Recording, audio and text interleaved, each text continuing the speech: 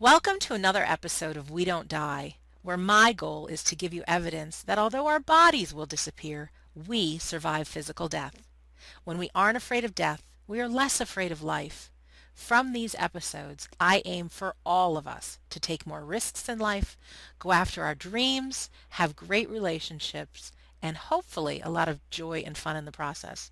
I'm your host, Sandra Champlain, author of the international bestseller, We Don't Die, A Skeptic's Discovery of Life After Death.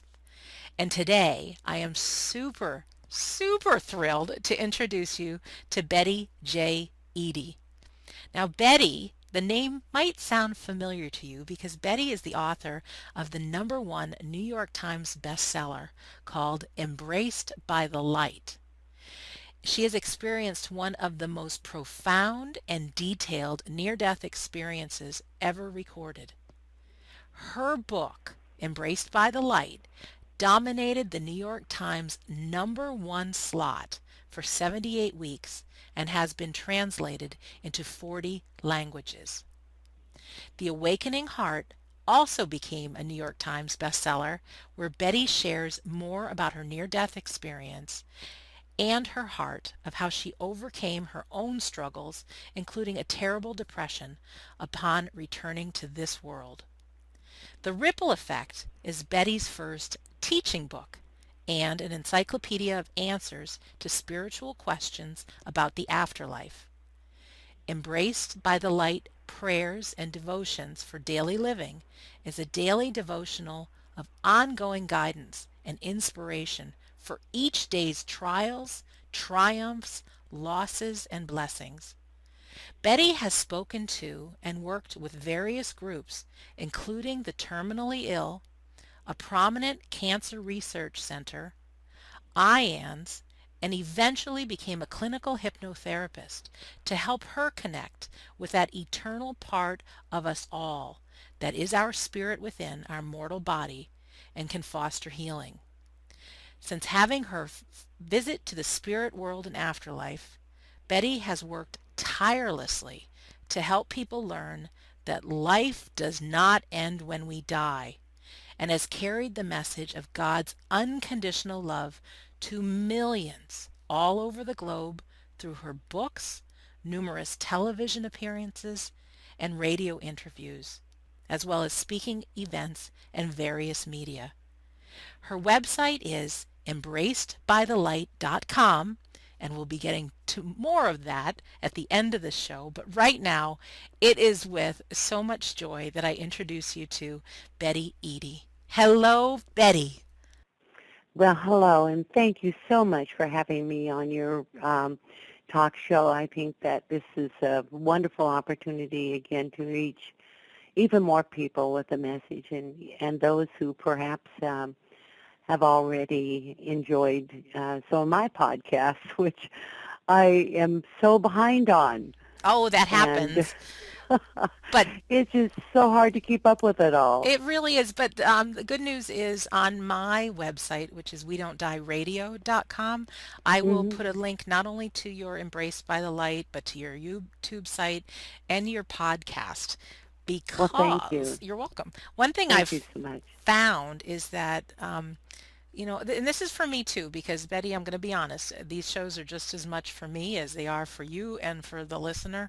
I think the more times we can hear stories, and especially different stories from different mouths about life after death and how to live a powerful life, the more it's easy to accept. We don't have to listen to that little voice in our head that's maybe a skeptic and can really give us some power. So what I find happening, and this is through emails I'm getting from my listeners, is that people are listening to every episode because it's just we want more. And I already know, because I have your book, that I'll be wanting more. So I too will be tuning into your podcast. So it's just, and it's fun to share. I don't think you ever tire. At least I know I don't, and I can tell by the sound of your voice that you certainly feel the same, and that is that you never can hear enough. I just before I got on the phone here, I was looking at my email, and some of the email that came to me just the last I don't know, a couple of hours, stories about their near-death experiences, story about their spiritual experiences, all about the mysteries and the miracles of God. And people want to know why me? Why were they suddenly in touch with something so profound? And it's exciting. And these are the days when the awakening. The reason I called my book "The Awakening Heart," because not just referring to my own, but we are in the awakening of spirituality in a greater way than ever before. And the veil between here and heaven is so thin that we are going to experience what lays actually what's on the other side in a greater way. And so, people are going to call them what they will. Basically, I just saw it during my near-death experience that there is this, before we have reached a point of where we must make a change, and before that change, there's always the rubbing against the friction, the Right. problems, and we are in that now as a world, not just here in the U.S., but as a world. We are feeling that friction, we're feeling that heat, we're feeling that fire, and therefore on the other side, it's kind of their job to lessen that fear and anxiety by showing us more of what is on the other side. And I absolutely love your title that there, and I probably won't say this verbatim, but we do not die. There is no death ever. There is just a transformation from this body, dropping our robe of flesh and entering into everlasting, actually, where we have always existed, but that we came here as spiritual beings as you would go away to college and enter into a course of study. And this particular world is where we learn to love That's beautiful. under difficult situations. And our love is tested all the time, as many will know. And the breaking up of families and all of that is all a part about love or the lack of love. And so the experience is very, very challenging, but we can do it. And that's what I will spend the rest of my life encouraging people to keep going forward and always put love first. Oh, thank you for that. And you said right at the beginning too, sometimes when we do have a huge breakthrough, and you're describing it like a shift in consciousness, things get really bad and things get really tough. And I think for many of us, we're in a part in our lives that maybe we can't see a way out, that there's a lot of pain. And you just gave me a bit of hope that sometimes when things get really tough, just on the other side is where that breakthrough is. That's when the loving experience is going to come or something. So not to give up. Well, I think there's an old saying that says, it's darkest just before dawn. And I keep that in mind when I go through my trials, my struggles, and I think I'm at the bottom of the barrel or I'm at that darkest moment. But if I hang in there long enough, dawn is going to break, and it's going to be wonderful. It's going to be beautiful. Now, is it going to stay that way? Well, probably not. Right. Because, again, as I said earlier, we're actually in a, at a university for study. And there is always midterm, or there's always a test laying before us, and there's always work that we have to accomplish, and we just have to keep on keeping on. And again, we get our breaks, We do. and they can be absolutely wonderful. But if you live your life according to love, your love attracts love. And so you can continue to draw that powerful energy because there is only one energy that heals. You know, our physical body or our mind, and that is love. And this is why many people on their deathbeds will wait until that one loved one shows up, or they are the reason why hospitals are allowing family to gather around Mm-hmm. the ill, because their love is an energy that is measurable, and so maybe not measurable by any particular mechanical thing, Right. but you feel it. You walk into a room of love, and wow, you just light up like a light bulb. It's there. Yeah, and it feels good. It Oh yes. does. Betty, will you Or tell us when, oh, sorry, I don't want to go interrupt you, but ahead. I No, just no. want to hear your story. There's many people that are like, oh, cool, she's got Betty Eadie on her show, and there's many that have never heard of you. And just maybe tell us your story. Well, I'll give you a brief on it because it is quite lengthy. Mm-hmm. Give us The the good reason for stuff. the book. Yes. Um, I was well. I'll give you a little bit of background. Okay. I'm Native American, Lakota Sioux, for those who know the names of Native people. And my mother was Lakota Sioux. My father was Irish, and that only plays into and helps any listener to understand the person that developed, you know, from that came from that, me and my background. My mother was Catholic. My father was Lutheran, religious background. Mm-hmm. And I, as an Indian child, because when you're half, you're considered full, and I was taken from my home, from the family, and the government shifted all the Indian children into boarding schools.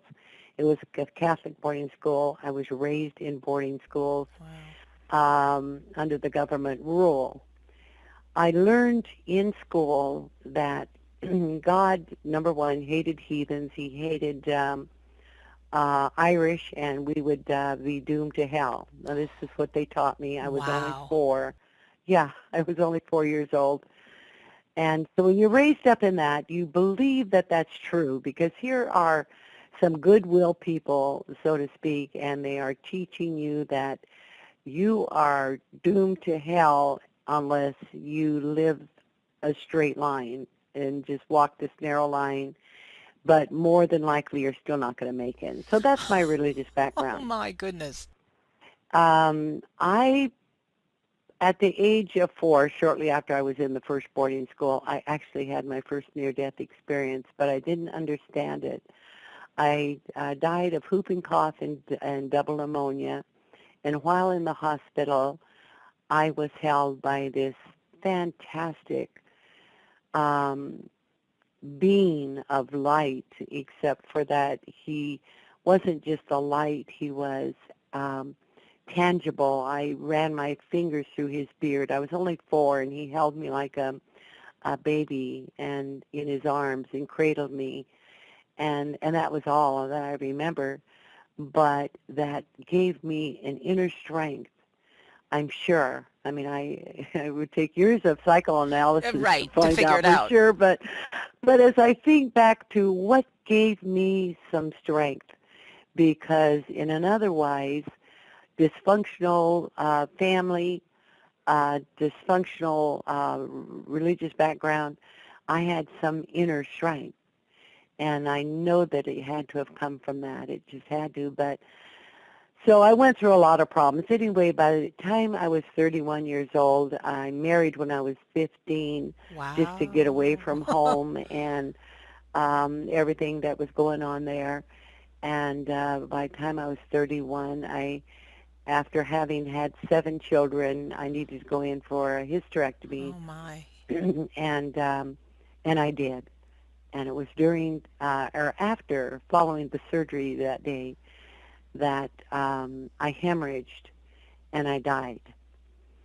Now, at the moment of my death, and I could tell that I was dying, but I couldn't ring for the nurse because I was in such a weakened condition. It was during a shift of of their schedule, so I was alone in the room, Mm-hmm.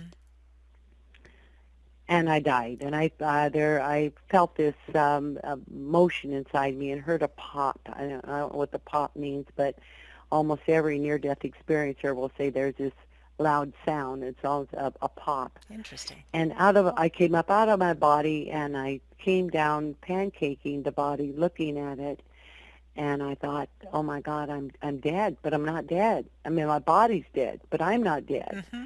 And I couldn't understand what that was. Then was able to, I wanted to see my husband and my children, and I was able to travel quickly from that hospital to my home and into the living room where my husband sat reading a newspaper and my children were running up and down the stairs. And I looked at the clock, and I was aware of Earth time, Mm-hmm. and it was 9:45. My husband was sitting there. Kids were not in bed like they were supposed to be. And tell you quite honestly, I had feelings because I was just a little bit ticked off that he didn't keep his promise that he would have the children in bed at their Funny. usual bedtime. Yeah. Uh-huh. So I still had earthly feelings. Right. But as I watched my children, those feelings begin um, to leave me. I looked at each one, and I could see into their futures, and I knew that they would be fine without me. Mm. And because I was concerned about leaving them. Of And course. when I knew that they all would be fine, including my husband, then I returned to my body. And I began a journey that changed my life forever as I was spiraled down this long tunnel and into the most beautiful place that anyone could ever imagine. And not because of the visual.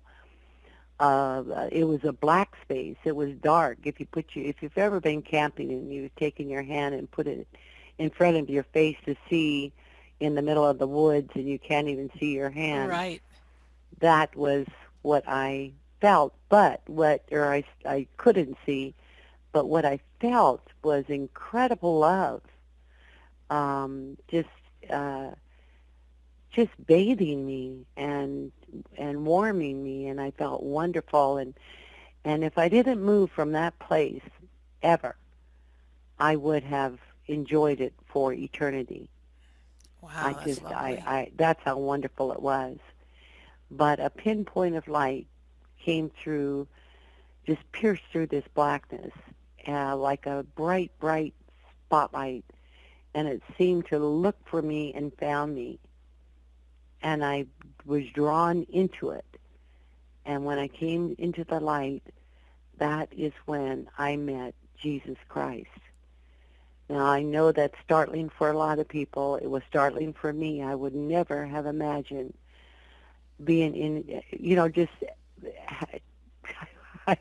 I just can't tell you how I would not have imagined being in his presence, much less him loving me. And yet he embraced me and held me and laughed while he was holding me. Wow. The most wonderful chuckle that any person, if you've ever been held by someone chuckling and you feel their body movement, that was Jesus. And I just couldn't believe it, and I knew who he was. I asked him about the nail prints in his hands because, of course, that's what I was taught, and that's what I Mm-hmm. saw in all the Catholic churches. Yes. And he said, but you don't need to see my pain to know who I am. Wow. And I don't know exactly what that means, but I'm glad that I didn't need to see his pain to know Mm-hmm. who he is. And and he just loved me, and I kind of oddly enough, I chastised him for having had to come to Earth.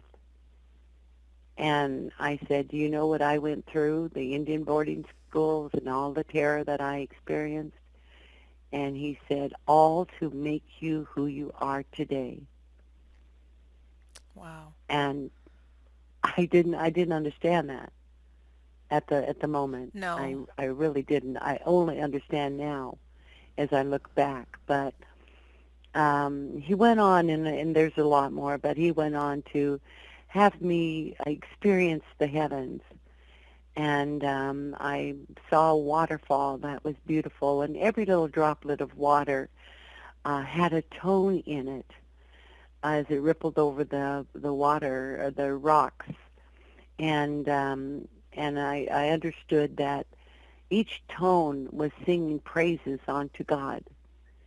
And I had imagined when I was a kid, when the churches spoke about going to heaven and singing hallelujahs forever, I Mhm. thought, oh, how boring, because for one thing, I don't sing very well, or I did then, but I didn't want to sing hallelujahs. And then I thought, what an egotistical God that he would want us to sing hallelujahs to him forever. I Right. mean, that's it, right? Yeah, I went to Catholic school myself. So I couldn't believe it. Then I saw how we glorify God. He is an evolving being, just as we are his, because we are his creation, and we are evolving. God is evolving. And what we do to bless him, whatever we do good, blesses him as well. Just as children bless their parents when they evolve into greater men and greater women through their own works. And I mean, just all of this came to me so quickly. Not just the questioning of it, all the questions of it, any thought of it, but all the answers just poured into me. Wow. I never And thought of an evolving God. I'm just thinking of that with everything I've learned. God is God. But what a right, beautiful yeah, he's picture in my evolving, mind. right. That's really And he wants cool. us to evolve. He wants us to become like he is, just as parents that have already mastered being a parent, a good parent. And then they want to teach their children, look, I did that and that wasn't a good thing, and so I did this and this worked. Same way God works through our lives. He allows us you see, anything that we internalize is earned through experience. Yes. Knowledge is only acquired through experience. I mean, osmosis, you can learn a lot of things, but it is not internalized until you have experienced it for yourself. And then that experience, you own it. This It is true. becomes a part of your essence forever. Osmosis is not a part of your experience. Well, it's like learning something in a textbook and then leaving school and then learning it on the job. It Exactly. becomes you, it becomes in your DNA when you actually have the action. Absolutely. And I learned a lot about DNA and cellular memory. Hmm. The memories of your parents become your own. Everything about, and this goes back generations, and this kind of explained to me why many people feel that they were reincarnated. I was told way back by a psychic that I was Mary Queen of Scots. Well, maybe she got that because she understood I was part Irish, right? Right. So at a speaking event, a woman said, Betty, you don't speak well of reincarnation. And I said, no, I don't. I do know some people will come back to Earth as a teacher, and they may reincarnate, but not all of us. We Hmm. just don't. I was told that. And she said, well, I am reincarnated. I said, you're reincarnated as, She says, I'm Mary, Queen of Scots. I said, really? I says, I can give you one good reason why you're not. She says, why? I said, because I am. You see, our blood runs. I just had my DNA done, through the Amazon, or not Amazon, but through, um, what's it called? Oh, the website, that ancestry.com? Yeah, Yeah. Ancestry.com. I just had mine done. And it's amazing. I mean, I thought, I've got to do this. I tell everyone I'm half Indian, I'm half Irish. Well, you know what? We're all pretty much related because the Indians came from Asia, they came from here, they came from there, they migrated and da-da-da-da-da. And it's awesome. And it's just amazing. And so we are all brothers and sisters under the same God that created us. And it's powerful. It sure is. It really is powerful. But I experienced the many worlds that God created. Now, this is before our scientists found that there are many worlds, many universes. They didn't know this back when I had my near-death experience. So when I spoke about it, everyone thought I was really, truly nuts. Yeah, of course. When was this? Was it in the 90s or? So it was in the 70s. Oh, it was in the 70s. Okay. Right. The book came out in the 90s. They still thought, early 90s, they still thought I was nuts because they hadn't heard about it Right. until about 96. And then scientists had this great discovery that there are many, many worlds, there are many, many universes.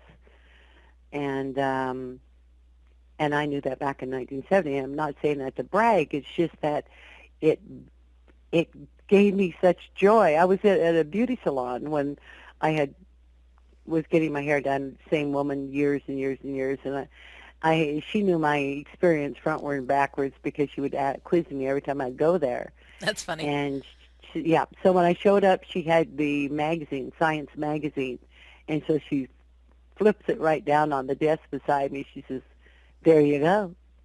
And I looked at it, and there it was, science, prove that all of this is going on. And so here are these people just kind of excited to validate, show me some validation of what I've experienced.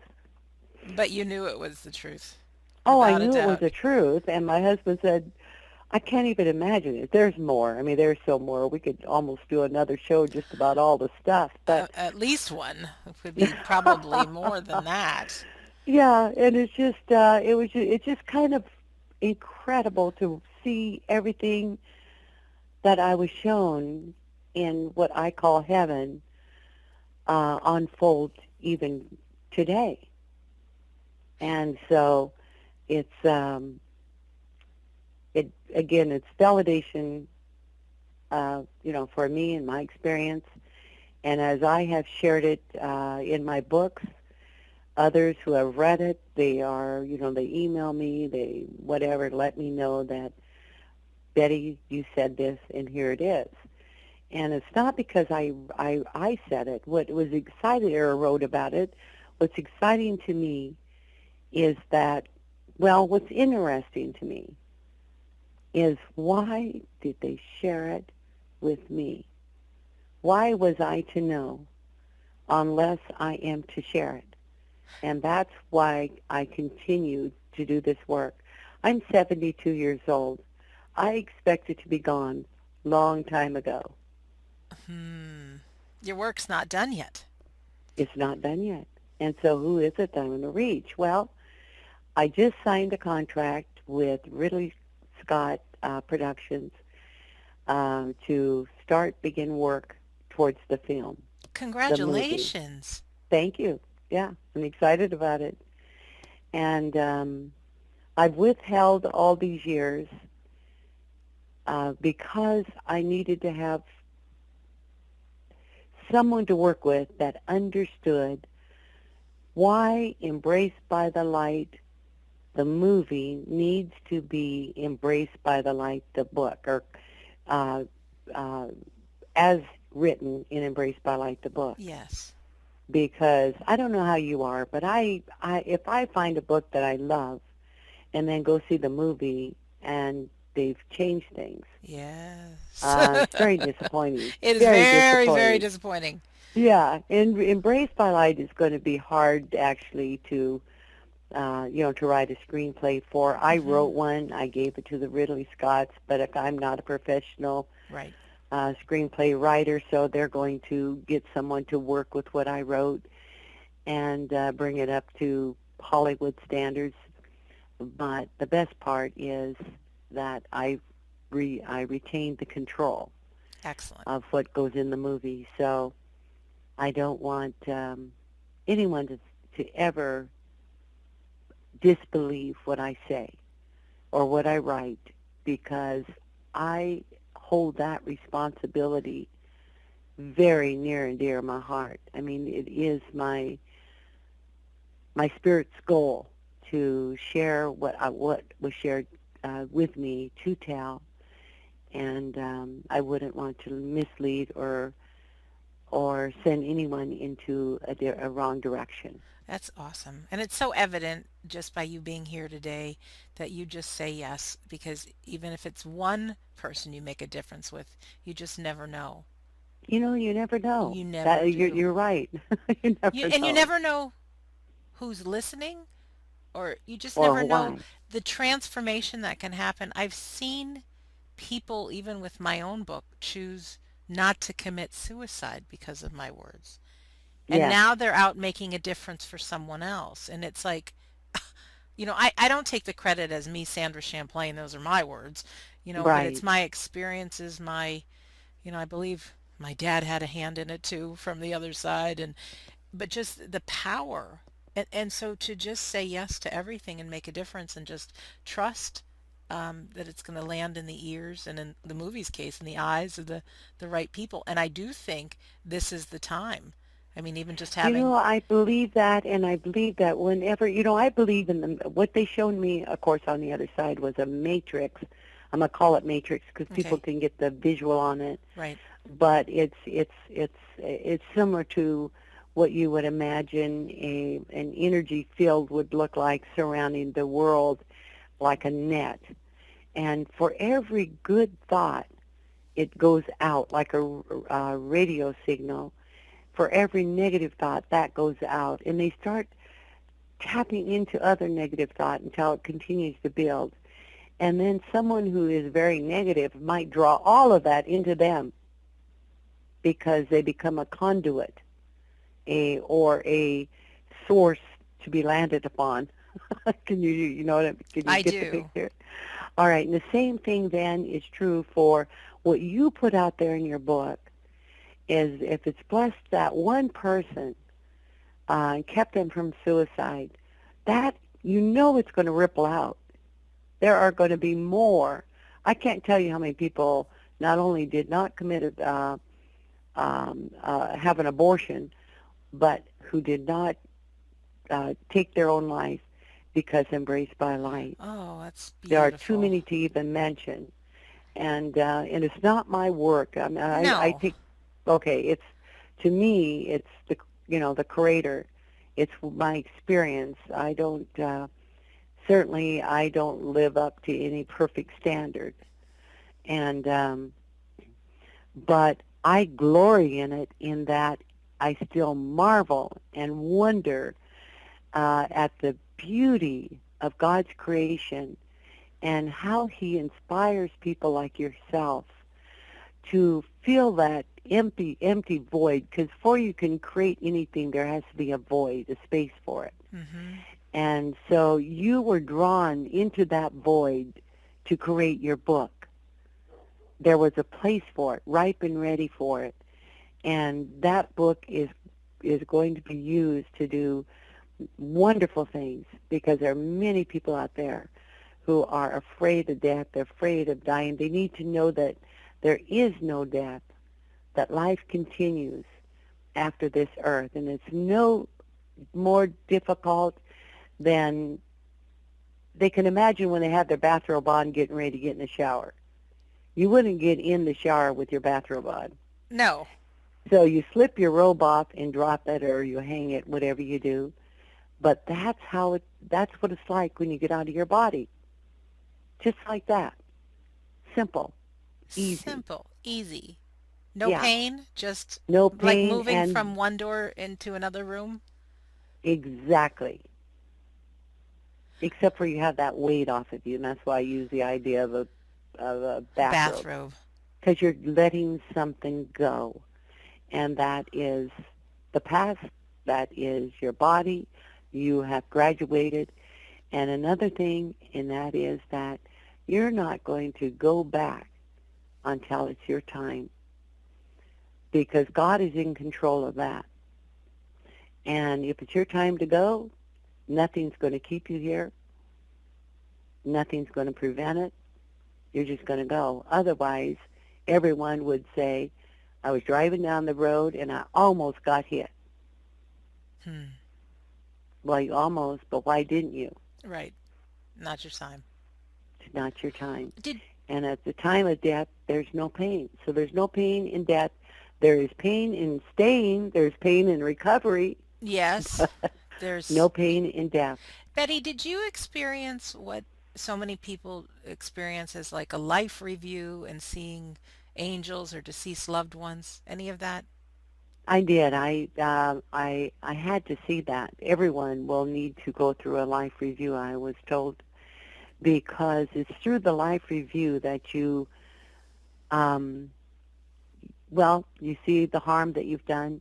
You see you experience everything in your life that you've done to others. If there's no repentance or forgiveness, that's where that comes in. And I experienced some of that. It wasn't pleasurable at all. But at the end of the life review, you will experience, and you experience the ripple effect of it. What do you mean? So, well, like this one woman I met, she had an NDE. She was actually in college. She was walking to campus late at night when she felt uh, someone hit her back several times, like a fist. Mm-hmm. And she lost consciousness. And then she said the next thing she knew, she was floating above her body, watching as this man was stabbing her in the back. Oh my He drug her goodness. into the bushes. He slit her fist, or her not her wrist, but her Throat. throat. Made attempts at slicing her throat. He did all kinds of things to her, raped her. While Oh, she was observing this, she wasn't experiencing it. She was watching it. And she said she was told that this man, if she didn't come back to her body, that this man would be found guilty, of course, and he would be sent to prison for murder, and he would never have an opportunity to change his ways. But if she came back, that he would have that opportunity. She came back into her body. And she said, I don't know why I did. She says, I was like another person. All I felt was love. And I felt love for this man who assaulted me oh because he had my. been assaulted. And she was able to see into his life and see what brought him to this horrible point of abusing her. And she forgave him. And she came back. She came to one of my speaking events. And it was after the event when she come walking up and she was dragging a leg, and she whisper was all she could do, because she was in her 30s now, so it had been some Mm-hmm. years, but she was still maimed. Now she says, what happens? She says, when he dies. I said, if he has not made that right with himself and with God, he is going to experience everything that you experienced. Oh, You know, in the Bible where it says 10 times whatever the amount, I forget now, but yes. yeah, you're going to experience the whole ripple. He's going to experience her pain. He's going to experience that she was an only child. He's going to experience the pain of her mother, the pain of the father, the pain of the relatives. every pain until every last drop of pain from that particular deed has been experienced. Ouch. Yeah, yeah, Wow. exactly. Yeah. It all must be reversed. And the same thing happens. And by the time I couldn't stand anymore my life Uh-huh. review, I didn't commit any heinous crimes or do anything like that, but I was mean to people and said hurtful things, and I Sure. had to feel their soul and what they felt at the moment when I stung them with my quick tongue. And and it was painful to me, Of very course. painful. And then I got to experience all the kind deeds I did and how they rippled out. Okay, that's good. Yeah. That's And they told me that in the end, I'm feeling pretty good now. And they said, you've been too harsh on yourself. mm, Harsh. That's the word they use, harsh. hmm I never used that word before then. And I thought, too harsh? What? Well, that's where, when you have a conscience, sometimes you browbeat yourself, you beat Yes. yourself for all your mistakes. Right. Well, they said I was too harsh on myself and I needed to lighten up. Yeah. And Yeah. I thought, how wonderful that is. That's wonderful. So when I see then and hear from people who Embraced by Light has brought some comfort or transformed their life, and they'll say, I know you've heard this many times before, but I just had to tell you, and I hope you don't get bored. I'm going, I'm just going, don't get bored. Are you kidding me? You are my lifesaver. That's It's oh, like, ka-ching, this is another experience I'm going to experience as a wonderful experience on the other side. that's fantastic. Can Yes, we it is. make amends here so that we don't have to go through such Absolutely. And this is what actually most of the churches teach, and that is whatever amends you can make. Some people, they'll suffer because they're past the ability to make an amend. But if you can go to someone you've hurt and you tell them that you're sorry and mean it, you're sorry. And whether they accept that or not, that's up to them. hmm, But you have to mean it from your heart and just say, you know what I said was a very hurtful thing, and please forgive me. I'm sorry. That's up to them. If you've stolen something, return it and apologize for it. There's a scripture that said, confess your sin to men. Um, Catholics always thought you had to go to confession. yes, I know about that. Okay, all right.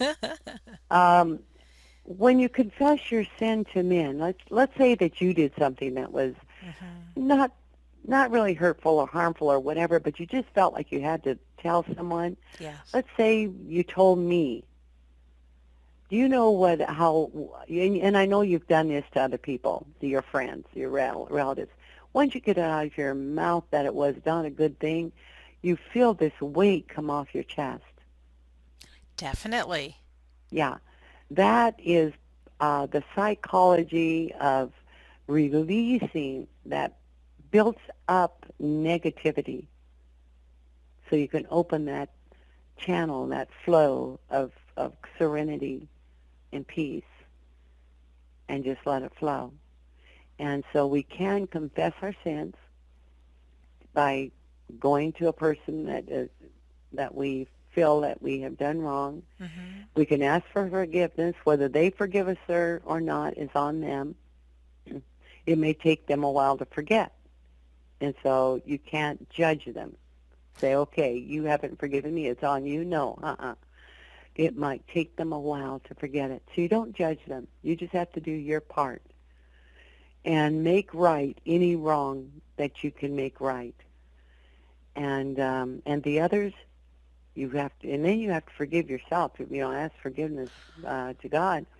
But the hardest part is forgiving yourself.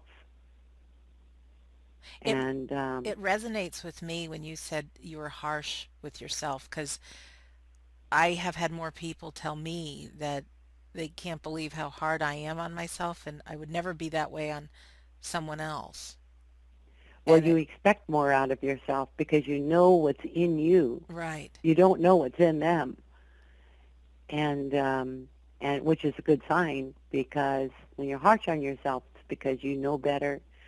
You know you can do it. You know that you can rise above. You know all of that, Well, and so you. yeah, I think there's one side of that that's true, but there's also a side of me that looks in the mirror, not lovable, not good enough, not smart enough, that kind of harsh. Oh, okay.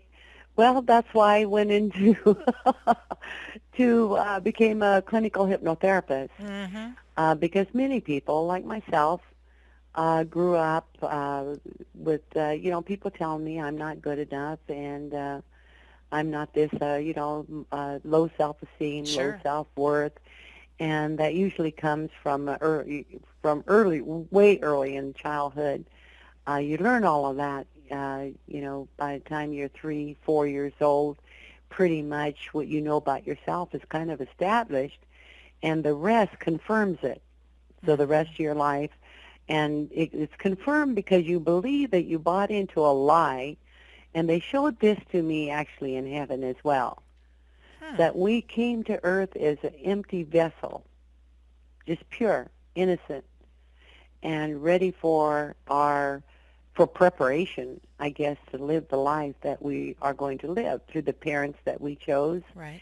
We needed to have a little bit of them in us, because you fight fire with fire.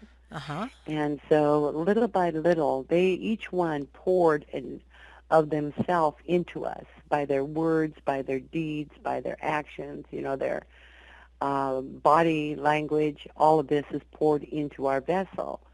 Our siblings, our teachers, our schoolmates, they also confirm who we are, who we think we are. And at some point in adulthood, you just need to pour all that out and say, you know what? They thought that of me because they didn't know me. And I lived a lie by trying to live the person that they told me I was. Now I'm going to rethink who I am, Mm-hmm. and I'm going to create the person I want to be. And then you do that instead, because now you're in control of your own thought. Now, you don't want to get rid of everything because everything that's poured into you prepares you for the tough times ahead Sure. if you were raised in a tough situation. Right. And so you become thankful for it. And everything you have to be grateful for and bless, and it will bless you. And that's what I've had to do because I was raised in Indian boarding schools. I don't know of a tougher place to be raised. No. I really don't. These are kids that have been abused. These are kids that abuse. Um, they were angry. They were taken away from their families, and they lost hope. And had I not had this near-death experience, I can't even imagine, my life. I really can't even imagine what that might have been. So, again, removing any judgment of anyone else's life, Right. I see my experience as a plus factor in my life and also a mission that I will continue to perform until I'm taken home.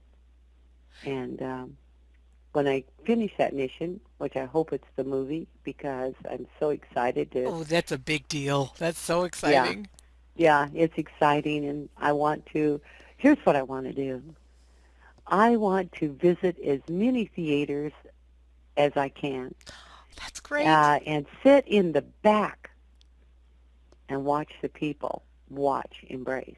Oh, I really do. that's Now, great. whether or not I let them know that I'm there, I don't know if I have enough guts to do that. But I just want to. It's a dream.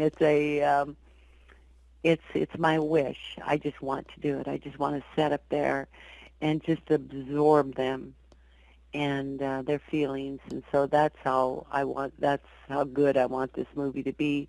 I want them to sense and feel a touch of heaven that I brought back. Just a Oh, you touch. gave me goosebumps. Well, Yeah. we all want that. Betty, did you experience any people or any pets or any vision? I mean, I know it's almost impossible because we haven't been there, but is Yes. there a Yes, I vision did. Hmm. vision of heaven that maybe you could describe that because there's some people listening here that have been told themselves or a loved one only has a few days left, or there's a lot of fear, and to just know that it's gonna be okay. Well, it is going to be okay. And the thoughts on the other side, first off, when you pass and you're on the other side, are not really going to be about your loved ones here on earth. No? Um, you don't grieve for them. Hmm. Now, you do look after them because we have this eternal connection with our loved ones. And so, yes, they do. They can come and forewarn you of something that you may need to be protected from. They can come and help you. Well, people know that. I mean, it's Mm-hmm. just they I can just do want to this in various ways. I They just can want do to this. hear it. I know, but I want to hear it. Yeah, yeah, yeah, yeah. They Yeah, do. And yeah. Tell us this. um, I felt my husband here just a few months ago. He died 4 years ago, Mm. and I walked into my closet. It's a walk-in closet, and but the door is kind of at an angle or something because you walk in, it automatically closes. It just swings strange. Oh, okay. And but when I walked in, the door swung shut, and and the lights went off. Oh. So I'm in this closet, no window, of course, and it's just pitch black. I felt his presence because the day he died, the only other time that that light went out was and did this exact same thing when I went into the closet to change clothes. The door shut and the light went off. Exactly the same thing Hmm. occurred, and that's 4 years. I mean, Right. I walk into my closet a Every lot day. Sure. every day. So now it could be my subconscious mind making the connection, but when your spirit feels the essence of another spirit, you know it's different. Yes. You know, you really do know. And my daughter said that he loved blue jays, and she said you see them all the time here, but she says this particular one she felt something from, and it just walked right alongside her, and so whatever we tap into like that, I just say follow your heart, feel your spirit. If it feels right to you, then it's right. And so, because the way that they make contact, it can vary in so many different. I mean, it's just you just can't say the only way they're going to appear is a ghostly figure or this, that, or the other. There are so many ways that the people from on the other side will make that contact. It'll be the perfect contact for each individual, so you'll know. Oh, I have another question. Hmm. Only because I got myself into a lot of hot water by writing this in my book. Uh-oh. Well, besides having my book, I'm also a chef, and Okay. I own a chocolate shop. And Mm. inside the book, I say something like, "There's no chocolate in heaven." Now, I say that, and what I meant by that, so I'm coming clean here, and this is, I don't push my beliefs on anyone. I don't say it's the truth, but my idea and my thought is while we're here on planet Earth, we have a body and we have the five senses. So my thought was while we're here on Earth, use our eyes and see the beautiful sunrise. Use our ears and hear the beautiful music. Use our tongue and taste the chocolate. Use our touch and feel the embrace of a hug. So we get something here on earth having the five senses. So what I was trying to say is to live in the present moment, to experience instead of being how often we're all in our heads and not paying attention to the human being right in front of us. So by saying there's no chocolate in heaven, what I was trying to say is really experience our body while we have it now. So here's the question, and I'm quite okay with being wrong, but is there a sense of having a body, of experiencing touch and sight and smell and taste in heaven? One lady said to me, if there's no chocolate in heaven, means that I can't hug my child when I get reunited. And I felt awful because that wasn't what I meant. But do you have any words of, is there that sense of comfort, of those There senses? is there is all of that, and but it's heightened. Okay, so Our that's senses our senses are so increased that it's incredible. I can't even describe it. They are so awesome. And the when you talked about, you mentioned chocolate. That's I don't even know how to tell you this. Um, when my husband passed, and I walked into the closet, and I needed to get dressed uh, so that the when the morticians and whatnot came hmm for his body, I'd be have clothes on. So I went into the closet. The door shut. The lights went off. And as I stood there, I felt as though, and I can only describe it, and I've told everyone, so you're not the first to hear this, but I told everyone because it just blew me away that this white milk chocolate just seemed to pour over me, Wow. and its warmth and its lightness and its beauty. I mean, it was just like milk chocolate. I mean, I didn't know how else to describe it. hmm And I came out of my closet 45 minutes later, fully dressed. The light never came on, back on. And so I lost 45 minutes of whatever was going on because I just walked in, lights went, door shut, the light went off. I was covered with white milk chocolate and walked out dressed, fully dressed. Now, in my closet, if anyone were to walk in there, they'd say, oh, my gosh, she needs to do something about this closet. I wouldn't be able to find, I don't know what I wore that day, but I wouldn't have been able to match up a pair of pants with a shirt Right. or a blouse or anything, Especially in the dark. Yeah, especially in the dark, covered with all this chocolate. And I just came out, but I had such peace and feelings of serenity. You just would never, you just couldn't even imagine it. All right, and I'm going to tell you one more thing. This is going to be really odd, and I haven't told anyone publicly about this, so I'll leave you with something Some special. juicy nugget. And when I'm watching the movie, I can remember this. She told me first. Go ahead. You're going to be the first to know about Okay. this, only because you got such a hassle about your chocolate, okay? Yes. All right, so now that was 4 years ago when my husband passed. Well, not too long ago, within the year, this 6 months, 7 months, something like that. Now, my husband that just passed, he and I, we were married almost 50 years. But before that, I was married briefly, 6 hmm years, 5 years, something.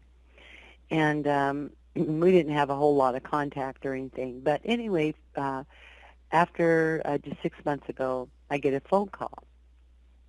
Now, get this, too. On my husband's birthday, Wow. the phone rings. It's my ex-husband. Wow. The one you Yeah, married when you were 15? right. Wow. And he said, Betty, is there a chance that I could get to see you and the children? We had three together. hmm We actually had four, but one died. He says, and they're in their 50s. We're talking about 50 years now. Oh boy. And he says that I could see them before I die, before I pass. He says, I have 1 week. He says, I just got out of the hospital. They found him dead in his home and took him to the hospital, revived him, and now the doctor says he has about a week. Hmm. And I said, I'll call them. We'll find out. So I grabbed them, and of course, they went. I mean, they're very loving children, and Yes. they didn't know him all that well, but they went. And I says, let's just go. I mean, we've got to do this out of the kindness of our heart, and we did. And he hesitated, but we ended up being there 6 weeks. He didn't die. Oh. I know. And so I know it sounds terrible, but No. we were there, and I told them we're going to just give him all the love of family and whatnot That's until beautiful. he goes. But here's the thing. He said, I had what you wrote about, and I never believed. He says, I didn't believe in your near-death experience. Oh. He said, people would ask me about it, and I just tell them I don't believe it. He says, because I never believed in God. And for one, and he says, and when you die, you die. It's over. Yeah, it's over. He says, until I died. And he went on to describe that when they sent him back, that he was covered with not white chocolate, but brown chocolate, just regular chocolate. Huh. So what does chocolate have to do with that? Then I receive an email from a woman that's talking about chocolate. And I thought, I don't know. And so this is something that's very curious. I'm curious about. I think what might happen is that our minds are so powerful. We have a wonderful experience, like I did in my closet, of that peace and the warmth and the beauty of, maybe that is what my mind created. So I can go so far as to say that could be a creation of the mind. But do all people choose chocolate? And I don't know. But I have Interesting. heard from many people that yes. So I'm afraid your theory may be wrong. But then on the But other that's hand, okay. yeah, I'm okay being wrong, and I assert that while we're here with this body, to live in the present moment and experience with all of our senses, because far too often, and I think that you've probably heard this too, regrets that people have is they weren't present to certain things happening. I mean, I even go to absolutely. a Yeah, and you're restaurant. right about the body. We have to use our bodies were given to us to experience life, and we should use it to the max Yeah. and be grateful for every for our abilities, no matter what. Even the disabled, they they're just so much better off if they show gratitude for what they do have. Yeah, And gratitude is right, a gratitude is major just an force. absolute must for everything. And I have a daughter who became paralyzed after having a knee surgery, and Oh boy. um, I just, again, I marvel at her gratitude and for her abilities that she still maintained. And yeah, the nerves have, we have the power of using our mind to heal any part of our body if we can believe it. And working with her, she's been able to walk again. She is getting her feelings back in her body, and that's because she has the will and the mind to do it. And a mother that refuses to believe that that's all there is. Yeah, you're a good mom to have. Our time is coming to an end, Betty, but I found a quote of yours on the internet, my favorite place to research, and you had mentioned something about this earlier on, and I'm just wondering, I'm going to read the quote, and just if you Okay. can leave us some Words of wisdom, because I think this is juicy. You wrote, and I think this is you because it's quoted by you. If we Okay. if we understood the power of our thoughts, we would guard them more closely. If we understood the awesome power of our words, we would prefer silence to almost anything negative. In our thoughts and words, we create our weaknesses and our strengths. Amen. And yes, I did write that. And Mm-hmm. that is absolutely true. And, our doctors are finding that out that that is true as well. When you listen to the words people speak, they literally declare the ailment. Um, like, I don't, let me see. Again, going back to my speaking event, I always say at the time when I did my research on the internet and other places, I found out that the number one item bought in any drugstore was Preparation H. You know what that is, I right? do. And do you know the word that would cause them to have to go to the store to buy it? People are always saying you're a pain in the butt, Yes. right? Right. And in other words, Correct. yeah. Or oh my stomach, you make me sick. Or they will even take and touch their stomach. So you're not only saying what is sick in you, you're touching it and declaring it. In other words, you are a co-creator with God. We all are. And we use our words to create. You can create a thought in another person's mind just by manipulating things in a certain way.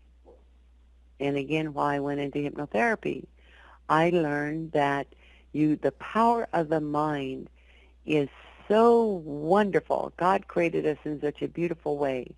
If you can think it, you can become it, no matter what it is, Oh, good, that's bad, or good indifferent. news. Yeah. So you must be aware of your thoughts because the thoughts are seeds. And by your words, you're declaring it. And by your actions, you are planting it.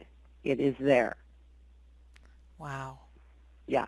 So you have to be so careful and trust me and believe me, I don't do it all the time myself. Oh, It's I know. very, very challenging, but it's something to keep in mind and to work on it at all times. Oh, thank you so much. I know, Betty, there's so much more we could talk about, and um, but the bottom line is I'm sending you like a big thank you. I love you.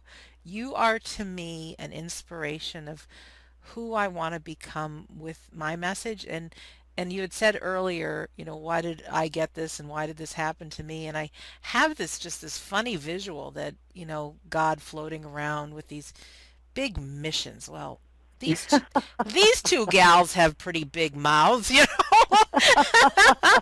They love Well, I people. think, yeah, no, I'm sure that what happened is we volunteered. I know. Yeah, he says, okay, I need this done, that done, and this done, and we're going, I'll do it. I'll do it. I'll do it. Oh, there's going to be some pain Exactly. involved. Oh, that's all Yeah, right. that's all I'm right. I can tough. handle it. I'm tough. I love people. I can share. Oh, but I really want to thank you. And I'm excited just to continue connecting with you, to share who you are with the folks that have stumbled upon We Don't Die Radio. Um, Right. and just to share because there's so much strength in numbers and it feels good not only to just have listened to you for the past hour, but I get this visual of like this army being created of those of us who somewhere deep inside we knew this is the truth. We knew that there's a higher purpose. Um, a lot of people have had near death experiences I Oh, found that have yes. never told anybody because they were afraid of what people would think. But to create this safe place that no, this is real, this is good. Have the courage, speak it. And the more this army gets created, army for the good, the more lives will be impacted, the more faith we'll have, the more healing will occur, the more forgiveness, and ultimately, like you say, being here on earth, the more love will be generated, and the more love we give, I know the more love we receive. So, Betty, thank you for being just such a foundation and such a, gosh, just a giving, generous soul. You will never see. Oh, maybe I'll take that back. Because when you have your life review, Right. you will be right there in the seats of every person seeing that movie in every theater Absolutely. around the world for eternity. And you will get the difference that you've made on planet Earth and in so many lives. So thank you for that. And thank you, Sandra, for giving me this opportunity to just go through it all again and to reach whomever, Yeah. because we are all very important to God, and to me, the right people are here listening. Yes. And this is to our listener who spent the last hour with Betty and I. Thank you for your time. Thank you for just being on the edge of your seat and listening. And I do hope it's made a difference in your life. I think it has, because it has in mine as well. And Betty can be reached. You can go to her website, embracedbythelight.com, and also on my website, we don't die radio.com. I have a picture of Betty. I have her website link, also the link to the podcast, and she's got some YouTube videos, and I'll have them all right there. So this is Sandra Champlain. I've been your host. And as a reminder, I believe that life is an education for the soul and that your life here on earth is important. And as Betty just told us, really practice love. Make amends. I know we all have some. We won't wait till that life review to feel them. And really watch our thoughts, watch our words, speak positively. Keep our mouth shut if we're thinking something negatively. But most of all, have a great day and just let's just be grateful for having this time together. So we'll see you soon. Thanks for listening.